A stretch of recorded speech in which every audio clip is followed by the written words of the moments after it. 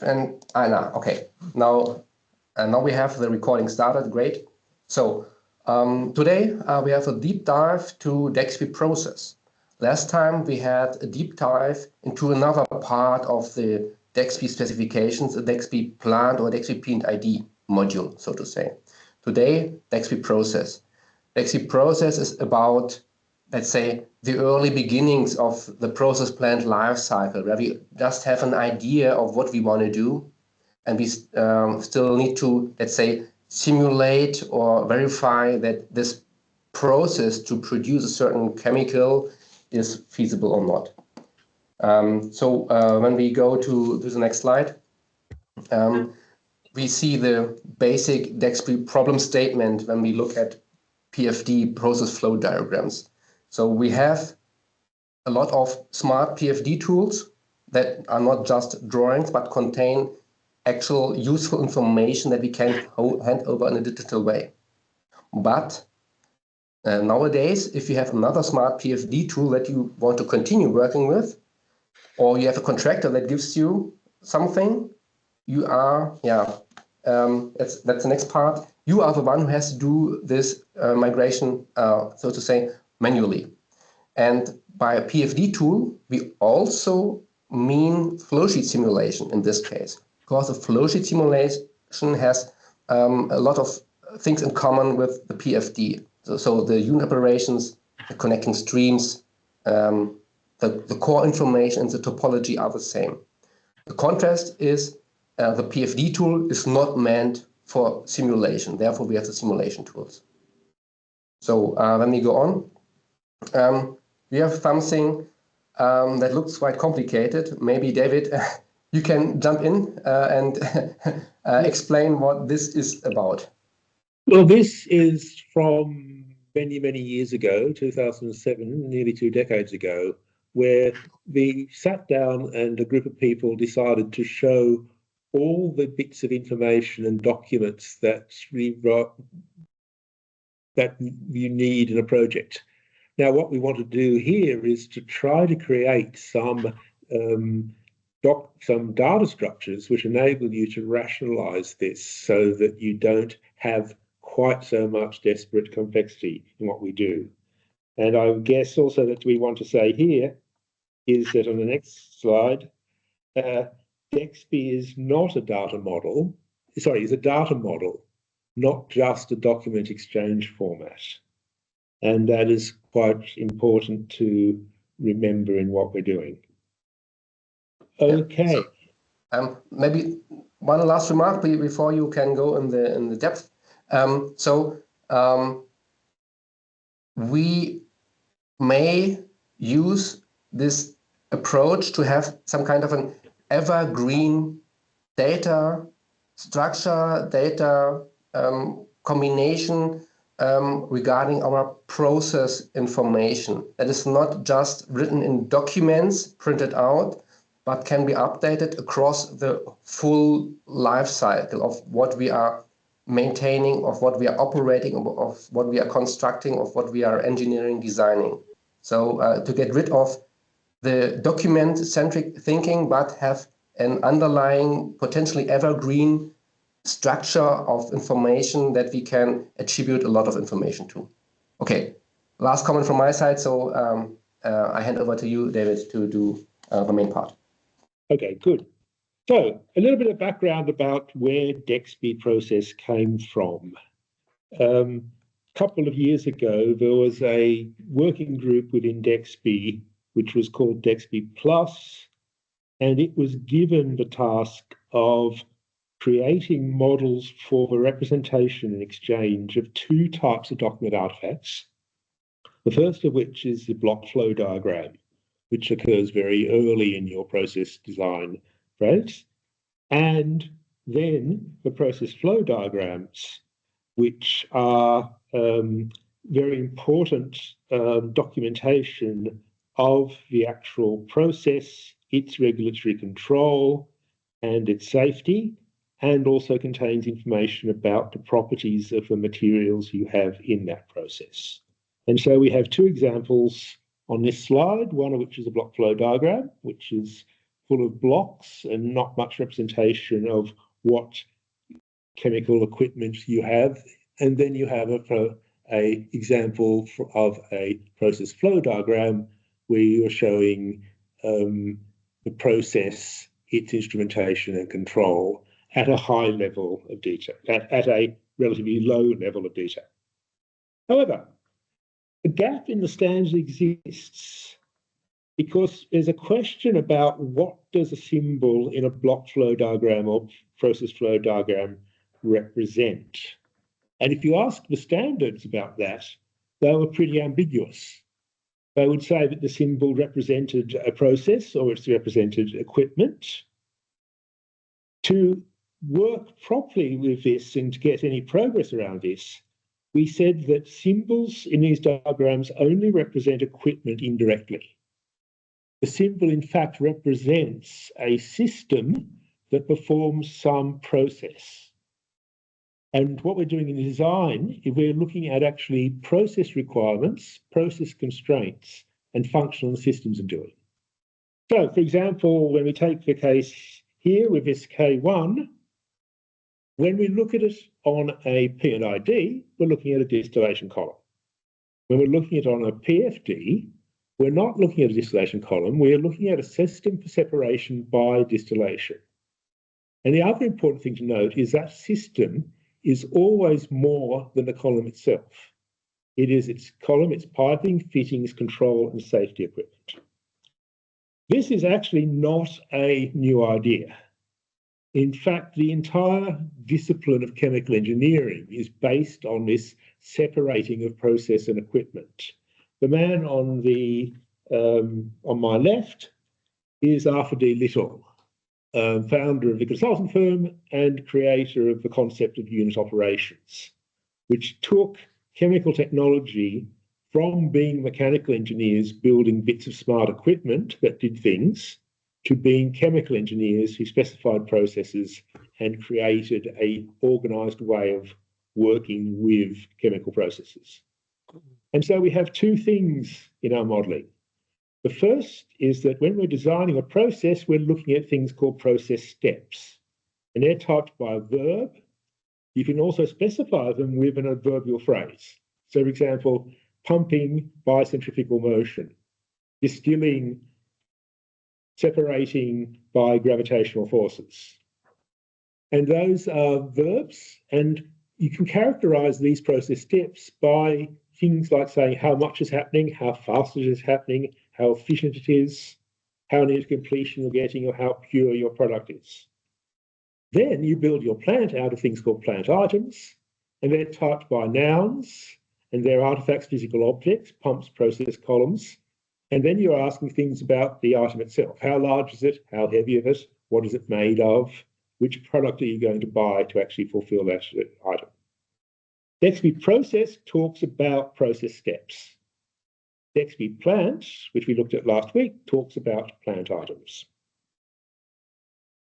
Now, current standards at the moment are all focused on equipment, not process. So 81346 allows complex systems to be broken down along two aspects. And so we use what we call a functional aspect in that standard to define systems for DEXPI Process. Now, of course, a product aspect in 81346 can then be aligned with the current equipment-focused standards, which are 1596, GFOS, and DEXPI Plant. And that's type of handling of process of equipment is natural and very good when you're looking at P&IDs and construction. However, it doesn't support the management of information in process and conceptual design. Looking at it another way, we see that the focus of existing standards are all on the equipment rather than the process. Now, what we really did not want to do was to reinvent something that was completely divorced from what was happening before. And so we wished very hard to integrate existing standards. And so we started off with system engineering and the IDEF standards and saying we were going to model these diagrams as blocks with ports. And then Onto Cape and ISO 1581346 introduced the idea of process steps and different aspects to our modelling. NPRO gave us a life cycle. 15926 gave us a list of activities that you can use to characterise the blocks. Then there was some very good work done in Germany around creating a system breakdown for process engineering. And so we've adopted a great deal of this German standard, translated into English, and you'll see that there are dependencies into that standard. And then the Redleaf project also created a reference designation system for oil and gas. We have also been doing a lot of work around the DISC collaboration using information modelling framework. And what we found here was that the block and port structure in the information modelling framework mapped very nicely into what we're doing in DEXPI Process. And so DEXPI Process can provide a library of types for the information modelling framework. So what have we delivered? We've delivered a standard document that describes the model. We've described a UML model, which is consistent with the existing DEXPI model, as a new package called Process. We've also had to increase the number of items in the DEXPI physical properties package, and DEXPI Process adds to and does not break the DEXPI model. We've then also created examples of consistent UML models and XML files that represent standard block diagrams from ISO 10628, a simple PFD from ISO 10628, a complex PFD from the same with stream tables and regulatory control, another DEXPI example PNID, and a PFD for the Tennessee Eastman process, which is a standard example process used for teaching and research around design and control systems for chemical processes. So, what is a DEXPI process element? Here's the idea of saying that what we are creating is a model which is based around what we could call engineering objects, which is a block data structure which has parameters which are attributes that describe the properties of that block, and ports which are conceptual points at which you can exchange energy, information, or material between different objects. Now, when you're looking at an engineering object, you need to actually look at it in 4 different ways. The first way of looking at it is saying we need to have a data model and reference data, which is telling us what the engineering object represents. And that's where we need to tie it up with discipline-specific standards, of which DEXPI is one. And we needed to create our own taxonomy for processes because that did not exist. Then you have 3 other things which often get mixed up with that reference data. You need to decide how it's going to be exchanged and interoperated, and then things like AAS XML and Automation ML, OPC UA come in. Then you need to think about, well, how is it presented? How does it appear in reports? How does it appear in a document on a PFD? How do people work effectively with the information in this object? And then you have implementation issues. How am I stored in a database? How am I secured? How am I version controlled? Now, a DEXPI process object consists of all our DEXPI process objects inherit from something called a process step. A process step can contain various sub-process steps called process step details. Examples of that are tray sections in distillation processes, packings in distillation processes, agitation in reactor or mixing processes. You then have ports of various types onto that process step: material, information, energy, and then energy can be divided into thermal energy, mechanical energy, or electrical energy. Material flows are quite complicated structures, and so we then have associated with a stream a material state that describes the properties of the flow of material between 2 ports. We then have also created a set of activities related to monitoring instrumentation and safety, and they have an instrumentation system activity, which can consist of several instrumentation activities. And we've then created a hierarchy of process steps, and we have also two layers of process steps. Early in design, when you're doing a block flow diagram, you very much concentrate on what must be done. We want to separate, we want to transport, we want to compress.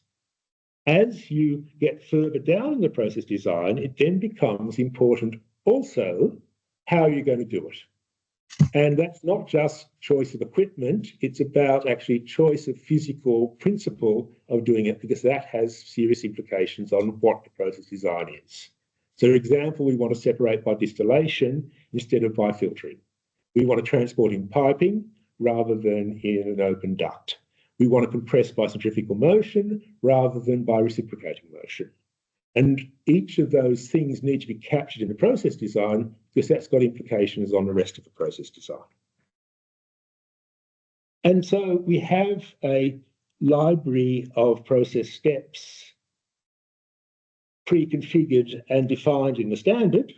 And we have process steps for generating flow, compressing and pumping, for mixing, splitting, for transporting material, energy and information.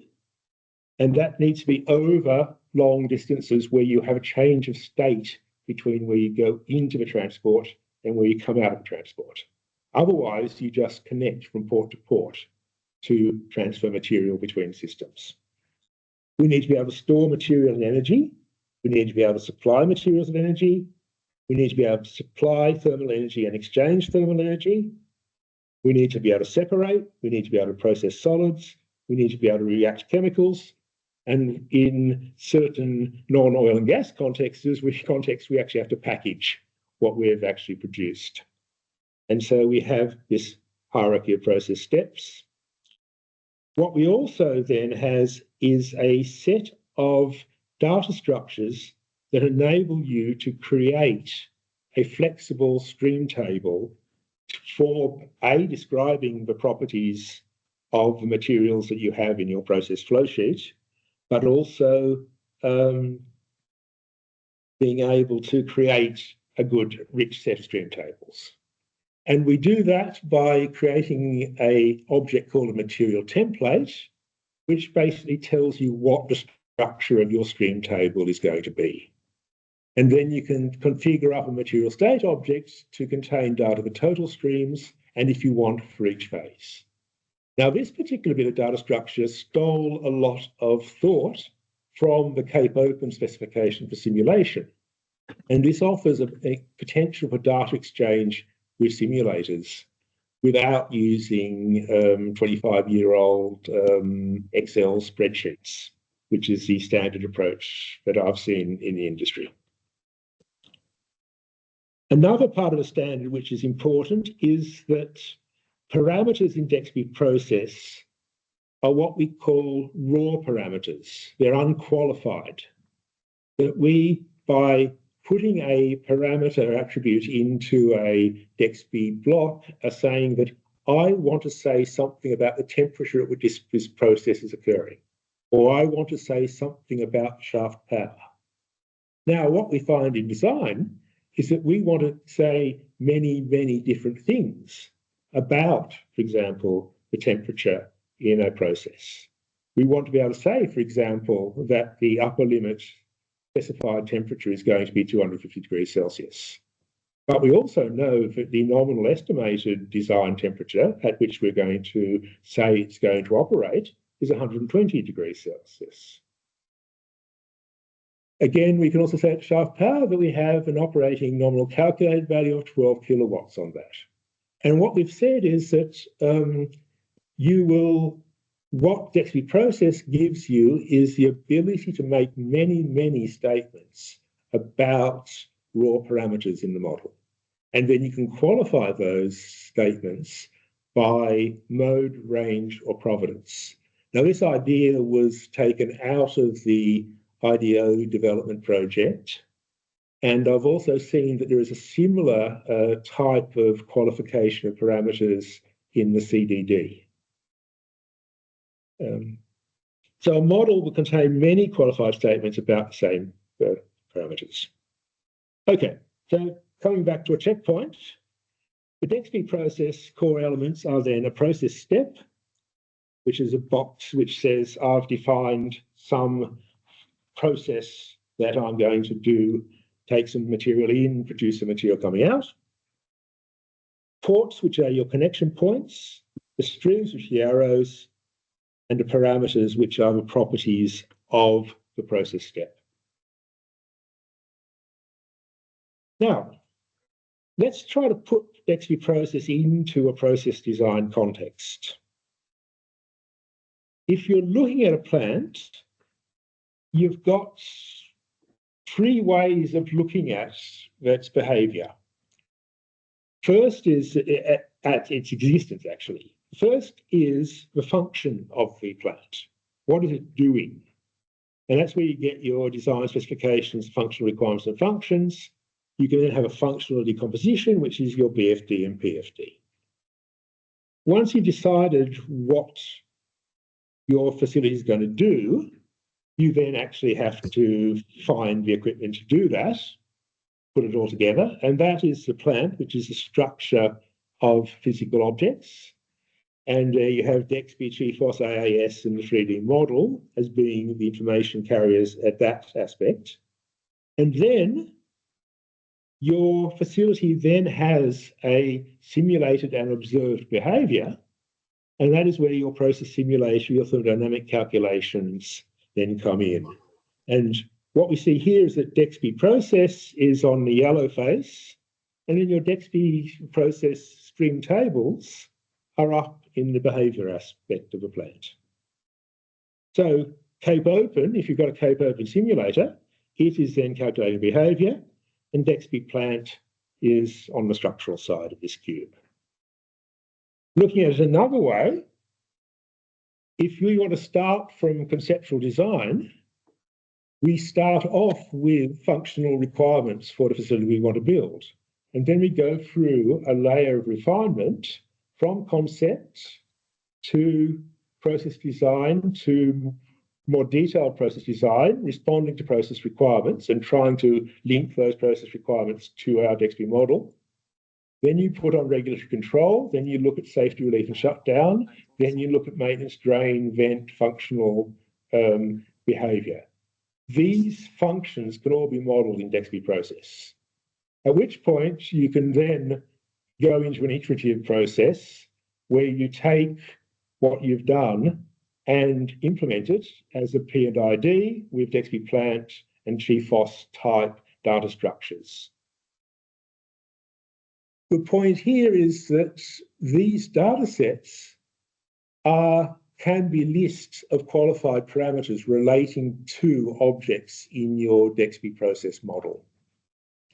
And then once you start doing specification, you then create data sets related to these models that you can use as an administration shell, for example, to exchange.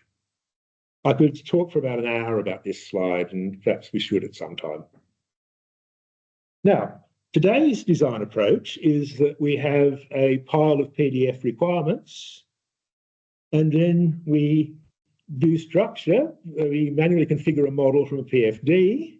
We then put in our specifications and our constraints, generally into Excel, and put that into our Aspen Plus or HiSys or Unisim or Pro2, which then gives you a set of results. You then turn the handle many, many times to generate the design cases that you have. You have very many Excel spreadsheets that are your documentation of the design.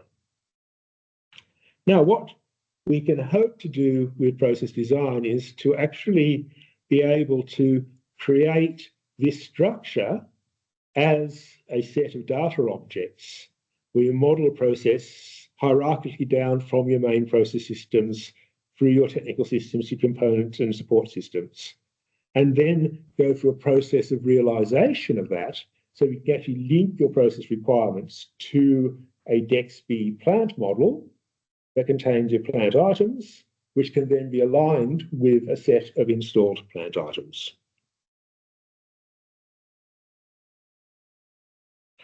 So this is looking at another way. We have in DEXPI plant process step characterized by activities. It's in what's called the functional aspect, and it's process systems, unit operations, safety actions, support activities. And also we have a type of block which is used to model instrumentation activities. And again, it's a functional aspect. And this is a point at which we make demands on the process and automation people. And those are related by realization relationship with specified things, the plant items and assembly, machine, piping components, field instruments, and also then specified control functions implemented in your control system. So let's have a couple of examples of a deep dive. So first example is ISO 10628, which is a standard that defines what PFDs are. And they have a drawing here which shows a process with distillation, then some series of separations, possibly also some reactions, and then it's a vacuum distillation process. And then there's a stream table with fluid X, Y, and Z showing what is happening. Now, using the UML library of classes, we are able to build up this diagram. And what you can see here is that we have essentially the same topology as the PFD, so that you can go back and say there's a graphical mapping here. You can see the distillation process. We saw on the previous drawing there were certain special trays that we wanted to emphasize. There was trays at which temperature was measured, there was a feed tray, and there was a top tray. And so those trays are flagged in the model by putting in a tray, separating on a tray process step detail to enable us to make logical connections to those specific stages in the column. And remember at this stage that the column is a very conceptual thing anyway, and those trays are moving between theoretical and real trays. And then we have control functions, monitoring functions, measuring process variables, and those and then we have the ability to allocate stream objects to specific streams, and those stream objects contain the information that is in the stream table. So let's spend a couple of minutes looking at a slightly more abstract case. But let's say that we now work for XYZ Oil Company, and we've received the license for 2 subsea oil fields. They're about 15, 20 kilometres from each other. They're quite different. And we've been given a stack of data around the reservoir. What we can do there is create a functional block which has got the producing. And here we're not using DEXPI Process. What we're using here is the RGS for oil and gas from READY as the characterization of that particular block. But it's got the same sort of purpose.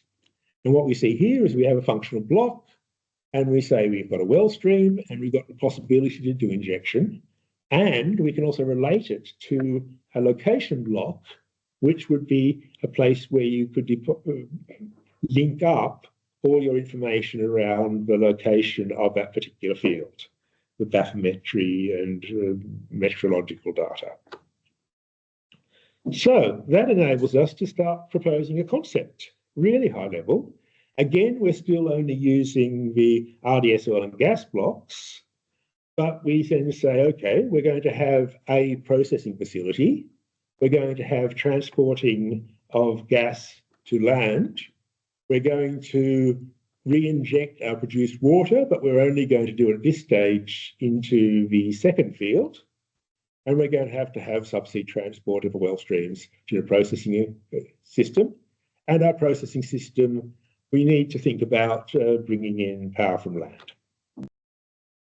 So that gives us the ability to explore the electrical power concept. So we then now start using DEXPI process types. And so our processing facility, at a very, very high level of abstraction, consists of a separating process, where you take your feeds in and create export gas, export oil, and produce water. And we'll postulate that we have a supply and electrical energy system that is possibly a gas turbine system, or if it's all coming in from land, it's probably just a transformer. But then you have the potential to create CO2 emissions, and so we can place on a port to model the flue gas and the emissions from an eventual gas turbine system at that stage. So as the concept proceeds, you can then break down the process, and here we are now at a block flow diagram.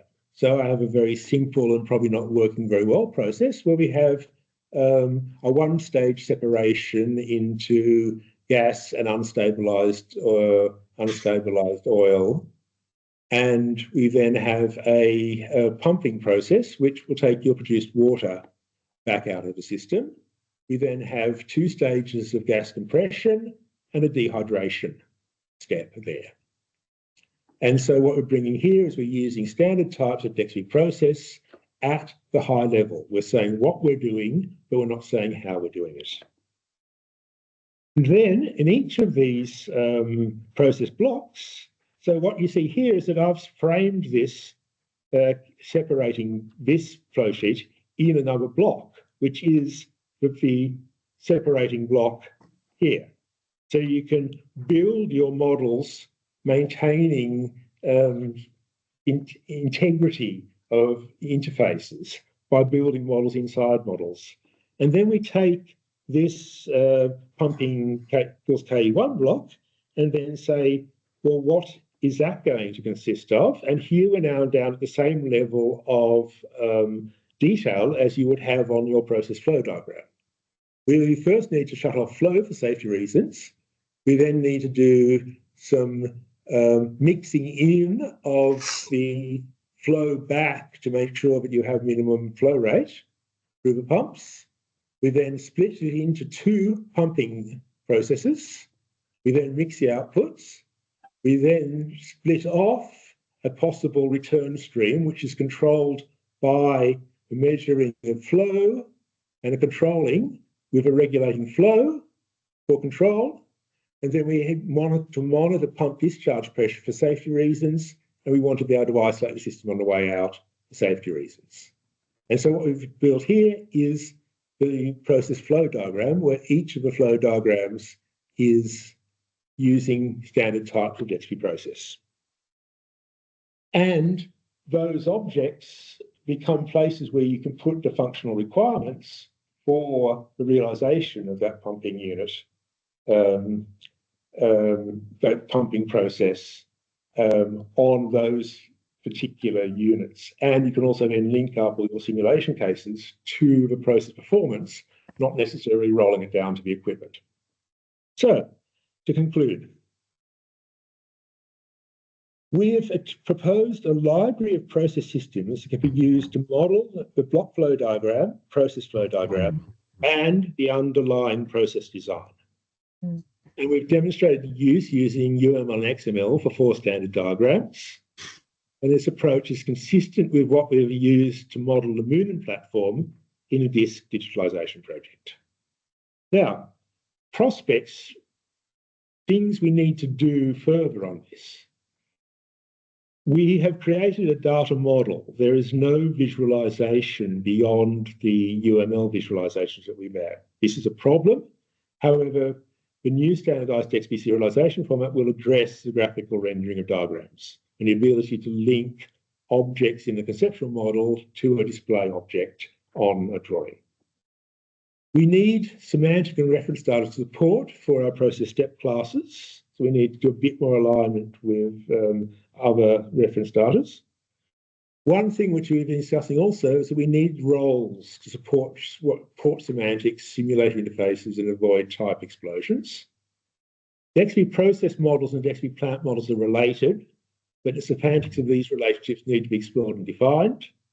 And what we're seeing is that DEXPI process models will be invaluable for building automatic simulation interfaces using Cape Open, using graph analysis of process design, and introducing AI-assisted design HAZOP safety studies.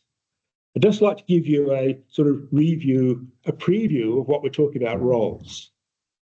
So here's an example of a role says that I'm doing a process and I'm doing it in some role. And so here we have a distilling process, but that distilling process, we then say, well, its role in plant is debutanizing. And that means we don't have to create a new type for debutanizing. We use a distilling type, but say that it's debutanizing. Same with our ports. If we put it's necessary to know for process design that that port is a feed to a distillation process. That port is a heavy product. That is a reball, that is a side roll, that is reflux. This is essential if we're going to map it across to simulation systems. And so we're introducing the ability to specify roles, and they can use either reference data around process roles, but they're the things that enable you to document the bit more of a rationale on why you're using a process, and it avoids having 450 different types of reactor. You use a reaction process and then put your role and type of reactor into the role attribute of these things.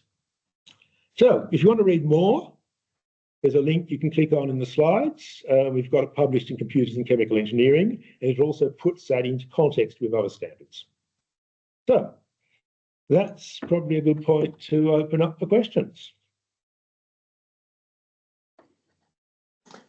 Yeah, thank you, David. I had a look at the chat in the meantime, and let's start with the questions in the chat before people in the audience have live questions, so to say. The first question was asking, does block flow diagram stand in fact for a material flow block diagram? To answer this, it's not just material flow, it is also about energy flow and information flow. So information being a more abstract concept like signal, or we want to open the flexibility to model flows of information as well. But basically, yes, 99% will be a material flow diagram where the material flows connect different blocks. I hope this is sufficient as an answer for this. Yes, thanks. The next question regarding, have you looked into AP 231, also called ISO CD 1030231? I had difficulties actually finding that this is alive and somewhere accessible. But maybe, David, have you looked at AP 231? Yes, I have, but it really didn't cover what we were looking at. I think I found it somewhere. I found, but it's not very accessible. Okay. Yeah. Maybe if you have direct access, someone else, an up-to-date version, we can hold it against DEXPI Process and see where are fitting concepts or where we are more advanced or more modern than what was developed 25 years ago. I could comment a little bit on that. This is Nils. That is something which we tried to create, I think it's more than 20 years ago. And as you can see, it never got further than the committee draft stage in ISO, which means it's never been published as a standard. Yeah. And the reason for that was most of the activities at that time went into ISO 15926 for process plants and oil and gas. ISO 10303 is still the dominating standard for aerospace and for automotive. but as far as I know, not for process plants. Yeah. Okay. Next question was about process step, and there's a connotation of a discrete operation. A suggestion of phase. Trouble with phase is we already have phases in our stream table. Our materials have phases, and I don't agree that step has necessarily a connotation of discrete operation. Onto Cape had no problems talking about a process step as being a part of a continuous process. Okay, but then this means that step does not imply any discrete step. It implies some sort of like a continuous operation. Yeah. You can. Okay. It's a different type of sequence. You've got a topological sequence instead of. And in fact, it's basically the other way around. We are only talking about continuous things because looking at the model, the process, or the smaller part of it, the process step, is transforming an input into an output, an EDAT into a product. And we assume that the state or composition of the incoming flow and the outgoing flows are stable over time. So we assume to have continuously running processes where the process itself or the process step transforms the inputs into the outputs. Okay, so there is no block flow in this case. Means like like a packaging when a box arrives and you put a sticker on it and the box continues. Yes, that's a block flow diagram with steps. Yes. And there is not. This is not the case. There are flow block diagrams with continuous operation and maybe some sort of phases or stages of processing. The diagram contains blocks and flows. It's not about flowing it's not blocks. the flow of blocks. Okay. Yeah. Okay. Block flow diagram is as defined by ISO 10636. Okay. So it can be changed to flow block diagram then. It's a chemical. The terminology is defined by an international standard for the chemical. Okay. Right. Thanks. And this way we also have a better similarity or analogy to the process flow diagram, which is a little bit more detailed. So we just have to change one letter instead of rearranging the order of the letters. Yeah, but there's nothing. But there's nothing conceptually stopping you using a DEXPI process model for a batch facility or a discrete manufacturing facility. We're not making any statements about the actual mechanisms of what is happening inside a process step. And so the examples we've all had have been continuous. But what we're providing you with is a framework to make sensible statements about the process. We're not making any implications of what the actual behavior is going to be. Okay. That sort of makes sense. Yeah. I would like to take over the next question. I will read it out first. When exchanging data, does that encompass only the component connections and types, or also the visual layout of the diagram? Specifically, is the visualization configuration part of the data model being exchanged, or is it left to the individual tool to determine? The answer to this is the DEXPI model itself says there is a conceptual view of the things we want to describe, and there can be representations of these things. And the representation usually is called a diagram. In the diagram, we can represent these objects using specific symbols, line styles, and so on. And it is the graphical representation that first contains the layout, the positioning. And also mentioned by David, we aim for transporting both elements, technical content, topology on the one hand, and on the other hand, the graphical representation. As we do for PFDs so far, there will be a common mechanism to do this as well for DEXPI process. Okay. Can we do auto HAZOP based on DEXPI? I would argue that DEXPI and DEXPI process together make it now possible to go back and resurrect a lot of the Otto Hazok publications done in the early 2000s, where you were dependent on incredibly expensive tools like G2 to do the work. Now, if we've got a graphically based process model with parameters and design data linked up to a graph model of your PNID, you're now in a situation where you could almost take some of, for example, Venkat Subramanian's publications on automatic Hazok from the 90s and put them onto that graph and start to use the graph analysis tools to support things like Hazok and control design. Yeah, that's right. Jonas Owen faced that exactly as part of his PhD. And what we've got here is actually a set of meaningful reference data for building process graph models. Yeah, and I know this, that Jonas did this because now he's part of Evonik. So we got him when he left university to work for us.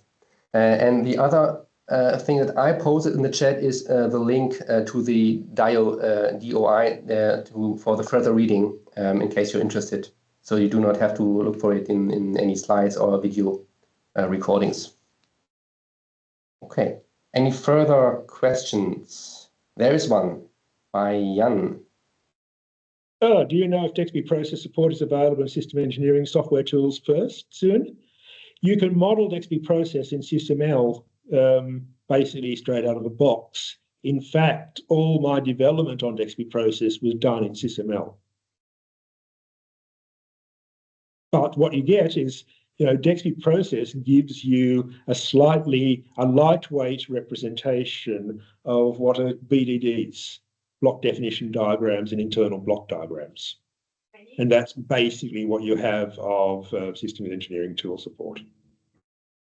So in the absence of a good modeling tool for these models, using either DEXPI Process UML library or a SysML library that implements the types is quite a good way. The trouble is the system engineering tools tend to scare the process engineers. Yes, they do.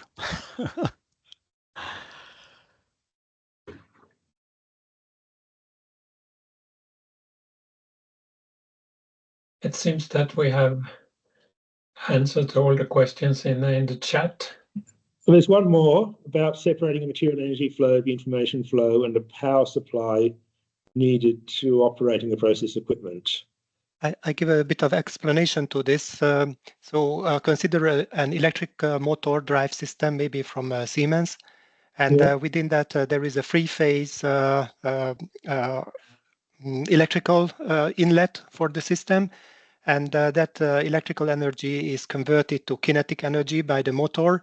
But in order to do that, we need a closed loop control with a control module, possibly a PLC within a process.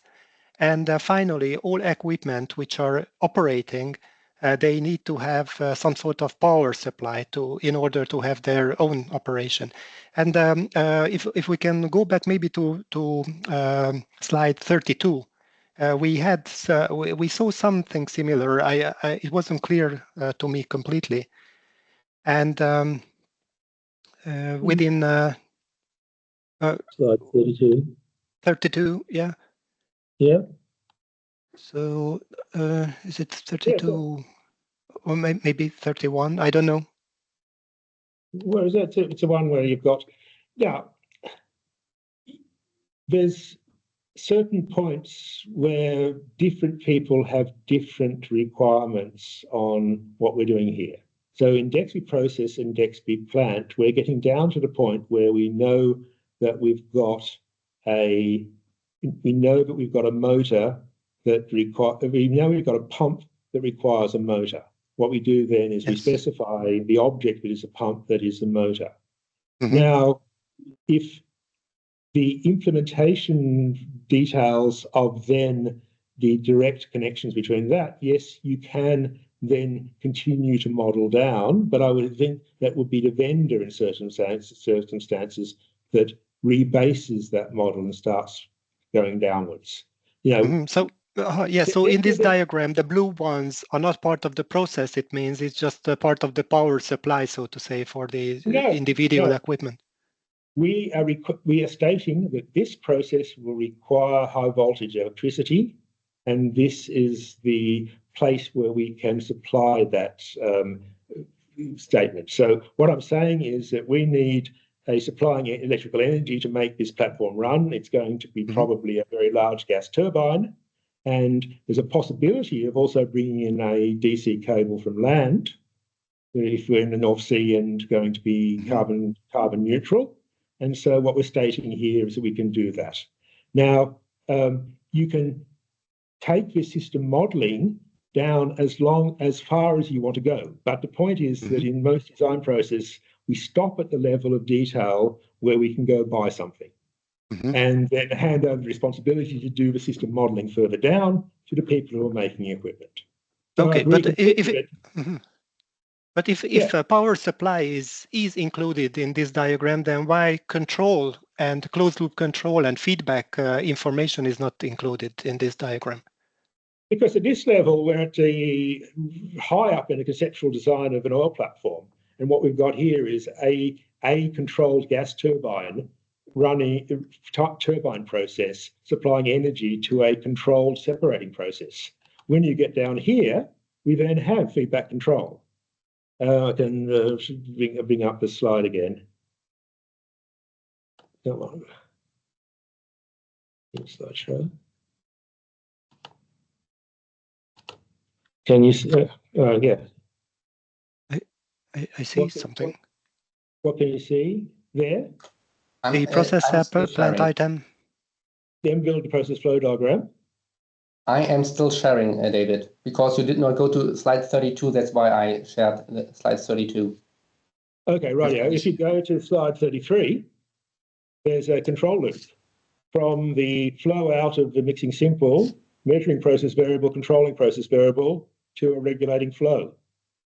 Now, what we don't show here is the feedback on valve position at this level, because what we want to state here is we've only got a measurement process, a controlling process, and something that's manipulating a flow, because we're doing process modeling. Okay. Right. Thank you very much.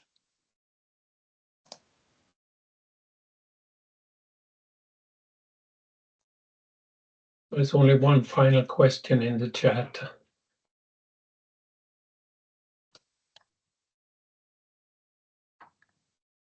What's that question?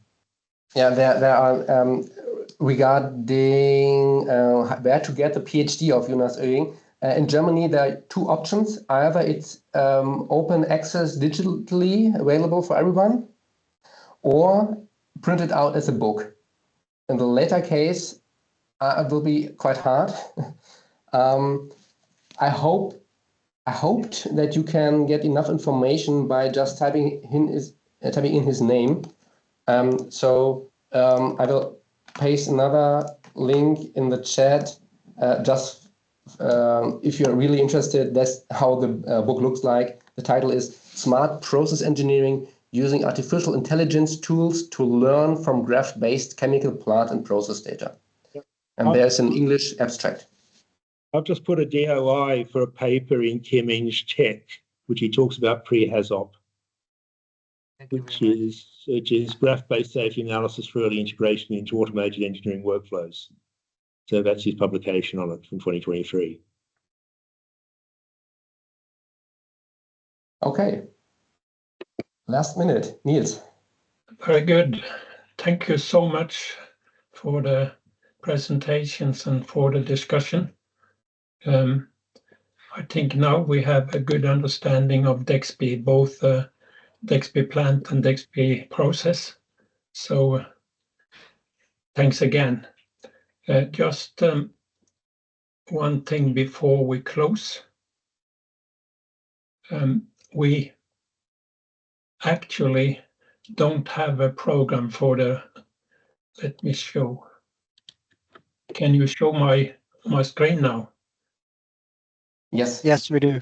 Yeah. We don't have made a program for the spring of this year, and therefore I've cancelled the next.